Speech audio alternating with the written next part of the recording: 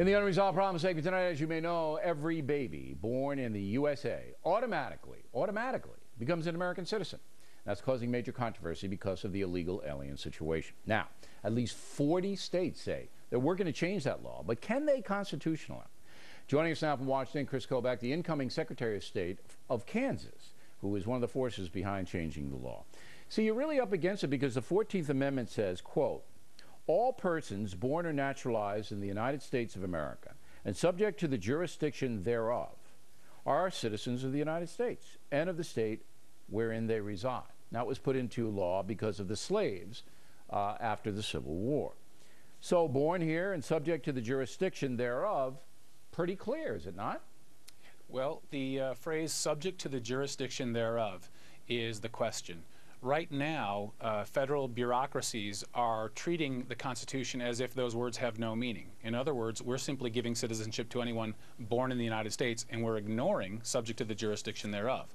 And so what these states are saying is, well, the Constitution, the 14th Amendment, does give us as states the concept of state citizenship and the right to define who is a citizen in our state. So we'll go ahead and define state citizenship. But as you know, federal law trumps state law, and everybody who's in the United States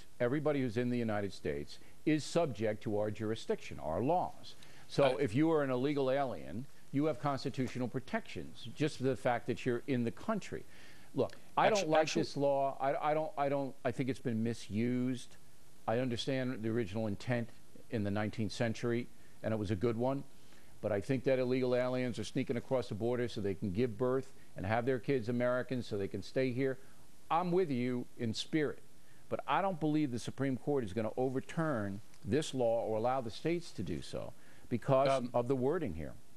If you look at the wording subject to the jurisdiction thereof, actually illegal aliens are not subject to the jurisdiction thereof in the sense that the framers of the 14th Amendment meant it. If you look at the debates in Congress in 1866. You have to explain that for me because if an illegal alien commits a crime, they go to prison. They're subject to the jurisdiction of whatever state they commit the crime in. If an illegal alien is caught, they can be deported by the federal government because they're subject to the jurisdiction of the federal government. So explain this to me.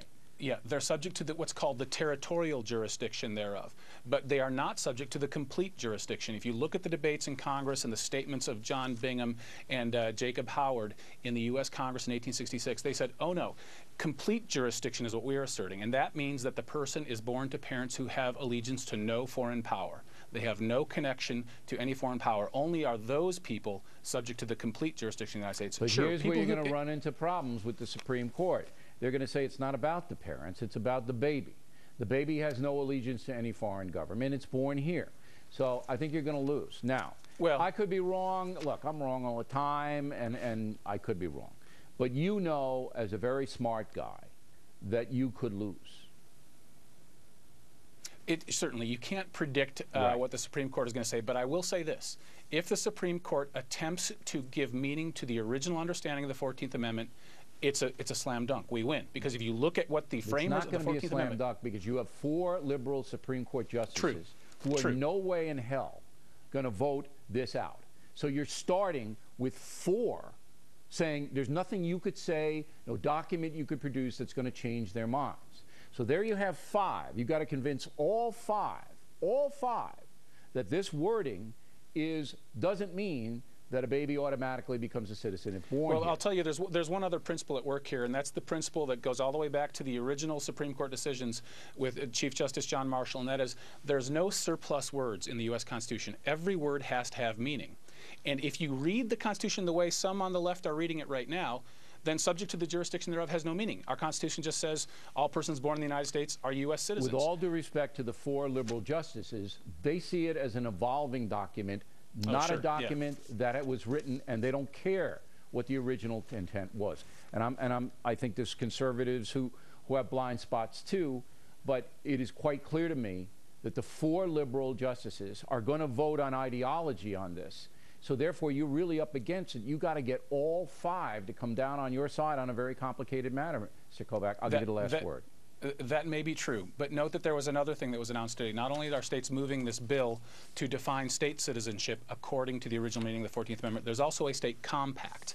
And the state compact would say, we states are going to define state citizenship this way. We're going to define subject to the jurisdiction thereof this way. And if Congress ratifies that compact, it takes on the force of federal law.